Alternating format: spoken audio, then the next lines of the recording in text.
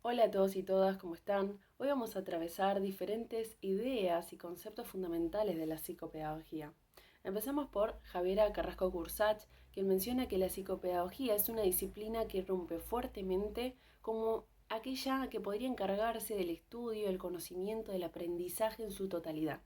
A lo que Clemencia Baraldi aporta diciendo que el aprendizaje es un eje central porque es aquel que está inverso en una permanente dialéctica con nosotros como sujetos.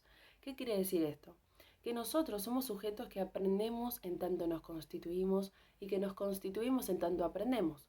Es decir, que somos sujetos constituidos con el aprendizaje, requiriendo de nuestro cuerpo, de la palabra y de nuestra relación con ese otro con O mayúscula que necesitamos siempre como aquel ser humano que nos va a constituir, porque el aprendizaje es un conflicto entre nosotros como sujetos y ese otro que nos va a sujetar porque somos sujetos sujetados y que puede ser un padre, una madre, un docente, ¿por qué no un psicopedagogo o psicopedagoga? ¿No? Es que es donde cabemos en todas esas instituciones, estas instituciones de la red simbólica de la sociedad actual. Bien lo dice Carrasco, que la persona, el sujeto, no aprende de la nada o en solitario, sino que lo hace desde una lógica social y cultural. Ahora bien, volviendo a lo que decía Baraldi, este otro es aquel que posicionamos, por ejemplo, un psicopedagogo, donde no es natural jugar para el niño, por ejemplo, porque requiere de una construcción psíquica de alta complejidad, ¿no? Hay que tener en cuenta que si un niño no juega, difícilmente podrá aprender, dice ella también. Esto es un punto muy interesante. Pero en sí, donde no es natural jugar es donde ponemos ese otro con O mayúscula y particularmente, creo yo, al psicopedagogo o psicopedagoga. Acá recae el valor de la psicopedagogía, lo esencial que es y cómo el aprendizaje y las dificultades que surgen en él son nuestro objeto de estudio. Por eso Carrasco nos va a decir que donde existe aprendizaje existe psicopedagogía, y de la cual también nos va a traer otros conceptos. Norma Filidoro, la conocemos todos, como el de la intervención psicopedagógica, como aquella acción de interponerse, obviamente el psicopedagogo o psicopedagoga, con sus dos caras, ¿no? La de la cooperación y la de la intromisión, en la cual profundizaremos más adelante, y el concepto de prácticas psicopedagógicas. Acá es muy importante saber que no hay un manual del psicopedagogo, no existen reglas, no vamos a encontrar qué hacer con un determinado caso, cuándo, dónde vamos a meter el pie, no existe. Es decir, que nuestras prácticas se engendran en ese encuentro de conceptualizaciones y de lo singular, donde la incertidumbre siempre va a estar presente, y ahora vamos a ver por qué. Ahora bien, para continuar, empecemos hablando un poco de nuestro campo psicopedagógico. Tenemos que tener en cuenta que este es amplio, diverso y está relacionado con otros campos, por eso, como sabrán, trabajamos desde una interdisciplinariedad. Por ejemplo, Filidoro dice que se hace imposible no pensar en incluir a la escuela y a la función docente en nuestro consultorio, por ejemplo, en nuestra práctica, así como es imposible que nosotros no nos incluyamos dentro del ámbito educativo. Porque como bien sabemos, la psicopedagogía se basa en un dinamismo, en observaciones, cuestionamientos, diálogos, críticas. Esta es una de las razones por la cual la incertidumbre siempre va a estar presente, porque no como algo malo, sino que es aquella que nos va a mover, nos va a invadir, pero nos va a mover, va a hacer funcionar nuestro trabajo psicopedagógico. Por eso y más vamos a afirmar que nuestra práctica psicopedagógica se concreta con intervenciones, como habíamos mencionado, y que cada intervención hace a nuestra práctica, al quehacer del psicopedagogo o psicopedagoga. Pero ¿por dónde comenzamos? Vamos a dar comienzo a nuestra práctica psicopedagógica con una necesidad. Nuestra necesidad psicopedagógica se va a basar en esa necesidad que tengo como psicopedagogo o psicopedagoga de pensar en una intervención con una finalidad, la cual va a ser llevada a cabo y va a estar en sintonía con la redefinición de una demanda, la primera intervención que vamos a hacer y que más adelante vamos a explicar mejor, para darle sentido a la intención psicopedagógica. Esta intención nos va a marcar el camino, la dirección, porque nos vamos a preguntar hacia dónde vamos, ¿no? La finalidad, el objetivo. Nos va a marcar esto en la estrategia, en las intervenciones psicopedagógicas. Filidoro va a decir que no se trata de una mera administración de técnicas, porque ahí nuestra labor quedaría reducida a la tarea a realizar. Pero ¿de qué hablamos cuando hablamos de intervención psicopedagógica? Nos referimos a aquellas conjeturas, preguntas o respuestas que vaya formulando un psicopedagogo o psicopedagoga ante lo que tiene adelante. ¿Qué quiere decir esto? Que si un niño se desenvuelve mejor dibujando, lo dejemos. Que si otro prefiere escribir, que lo haga. Si otro prefiere expresarse en relación a la actividad haciendo una manualidad, que lo haga. Esto quiere decir que no existen recetas, sino que tenemos herramientas que tampoco las encontramos en una caja, las construimos con el otro. También hay que saber que existen tipos de intervenciones las cuales son imposibles de eludir, ¿sí? Primero está la redefinición de una demanda, que tiene que ver con estos interrogantes que nos planteamos, estos cuestionamientos que vamos llevando a cabo en relación a una demanda que nos trae una persona, una determinada persona. Puede ser el propio niño o niña, la madre, puede ser una docente generalmente, o también, aparte de que puede ser otra persona, una problemática o una situación. Por ejemplo, nos llega un informe, ¿no? ¿Qué hacemos con esto? Planteamos interrogantes y después formulamos hipótesis. Entonces, redefinir la demanda sería buscar una alternativa, una respuesta o una posible pregunta, porque no siempre tenemos respuestas, ante aquella demanda de una determinada persona, problemática o situación. El segundo tipo de intervención esencial es la inauguración del espacio psicopedagógico como espacio simbólico, del cual hablaremos más adelante porque es un organizador de la estrategia. En tercer lugar, el tipo de intervención son las intervenciones en sí, ¿no? Esas intervenciones psicopedagógicas que van a ir dándose sentido mutuamente para conformar una estrategia.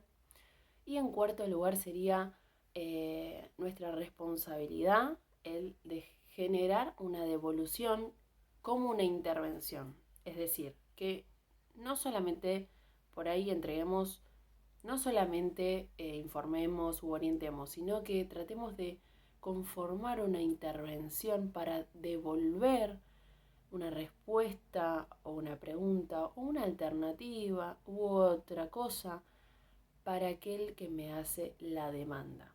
Una intervención para retroalimentar aquello que esta persona o esta situación me plantea. Entonces, no todo lo que se haga es una intervención, pero sí todo lo que haga un psicopedagogo o psicopedagoga debería ser una intervención psicopedagógica. Ahora bien, hablamos de que las intervenciones conforman estrategias, pero ¿qué son las estrategias psicopedagógicas? Estas estrategias tienen que ver con un conjunto de decisiones, interpretaciones, preguntas, cuestiones a definir como el espacio, el tiempo, los agrupamientos, los cuales son los organizadores de la estrategia, que ahora explicaremos uno por uno, y también las hipótesis, ¿no?, que toma el psicopedagogo o la psicopedagoga en un contexto determinado, atravesadas por la incertidumbre. Lo que van a hacer las estrategias es enmarcar un conjunto de intervenciones psicopedagógicas con un objetivo o una finalidad, ¿no? Por eso hablamos antes de esta necesidad y de la intención psicopedagógica. Y cuando nos referimos a los organizadores de la estrategia, hablamos de, por ejemplo, el espacio psicopedagógico, que lo mencionamos como una intervención, el cual no tiene que ver con qué tan grande o qué tan chico es mi consultorio, cuántas mesas o sillas tengo, ¿no? O cómo es un gabinete escolar, o el aula que voy a utilizar para trabajar con un grupo de niños, no. Lo que nos referimos es un espacio que es construido simbólicamente, porque es un espacio que se basa en ese encuentro de nosotros y nosotras con aquel sujeto o grupo de sujetos, ¿no? Donde ese encuentro se construya simbólicamente, por ejemplo, en la medida en la que yo les puedo brindar un lápiz y una hoja y el sujeto ya empiece a cuestionarse y a cuestionarme, ¿no? Vamos a iniciar un proceso en el cual le vamos a permitir al sujeto el poder pensar, repensar y buscar, ¿no?, desarrollar algún potencial para él o para ellos, ¿no?, si trabajamos con un grupo. A esto se refiere Ana Lidia Santiago, por ejemplo, en su libro de ¿Qué le pasa a ese niño?, cuando dice que se puede construir un espacio y una nueva mirada hacia ese sujeto que viene hacia nosotros, mientras que dejemos de lado esas certezas, ¿no? O saberes rígidos constituidos en base a su fracaso. Después, nuestro segundo organizador de la estrategia va a ser el tiempo psicopedagógico. Este organizador nos invita a reflexionar en realidad, porque no nos pasamos en el tiempo cronológico, o no deberíamos. No deberíamos acortar esa creatividad, ¿no? Que aparece cuando un niño empieza a crear una historia y decirle, ay, ya se nos terminaron los 40 minutos, o la hora, ¿no? Se trata de esto, de que el tiempo no nos construya a nosotros, sino que sea al revés, que el psicopedagogo o la psicopedagoga construya el tiempo. Además, que no solamente tiene que ver con esto, sino con ver qué tipo de intervenciones vamos a ir llevando a cabo según las actividades. Por ejemplo, proponer una actividad que al niño o la niña lo aburren, ¿no? Y ahí es como que el tiempo ya se agotó, no podemos obligarlo a avanzar en algo que no le interesa y algo que no nos va a dejar, lo va a hacer porque sí, no nos va a enriquecer el proceso. Por último tenemos el organizador de los agrupamientos. Acá hay un autor muy interesante, Fernando Osorio, que habla de los grupos y de cómo los grupos, al igual que un solo sujeto, llevan una identidad propia, como una especie de singularidad, ¿no? Que circula dentro del grupo. A partir de esta idea, el organizador de agrupamientos nos lleva a pensar que tenemos que llevar a cabo una intervención donde la planificación sea grupal, ¿no? Norma Filidoro nos dice cómo requerimos, ¿no?, de volver, de retornar, ¿no?, a una matriz conceptual básica cuando se nos presenten preguntas y problemas. Es decir, que los profesionales tenemos que tener ese espacio para nosotros para poder volver y formularnos, preguntarnos, interrogarnos, ¿no?, realizar hipótesis y demás. Filidoro también nos va a hablar de un concepto, porque es un concepto muy importante, que es el juego. El juego como aquello que el psicopedagogo no lo hace de cualquier manera ni en cualquier momento, porque el juego no es una estrategia o una alternativa más. El juego es un campo, ¿no? ¿Se relaciona con el campo educativo? ¿Se relaciona con el campo psicopedagógico? Sí, porque es otro campo. El juego es la puerta a todo porque construye la subjetividad y desenvuelve o permite desenvolverse al niño en ese desarrollo, en esa constitución como sujeto de deseo y sujeto de conocimiento. El juego lleva libertad, porque el sujeto elige jugar y elige cómo jugar.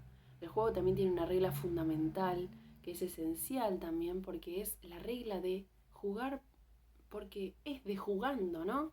Esto es, el niño juega porque sí. Nos va a permitir ver cómo el niño y su juego nos muestran su singularidad. Jugar me permite poner en juego el cuerpo y la subjetividad, tanto mía como la del otro sujeto. Por eso permite ver singularidades. Es una condición de la infancia y se lo torna como un lugar privilegiado. El juego es un lugar sin riesgos para el niño porque no existen consecuencias reales, ¿no? Por lo tanto, le permite al niño transformarse y transformar objetos, ¿no? El juego, Vygotsky lo ha dicho, es un factor básico del desarrollo. Permite prepararnos para la vida adulta.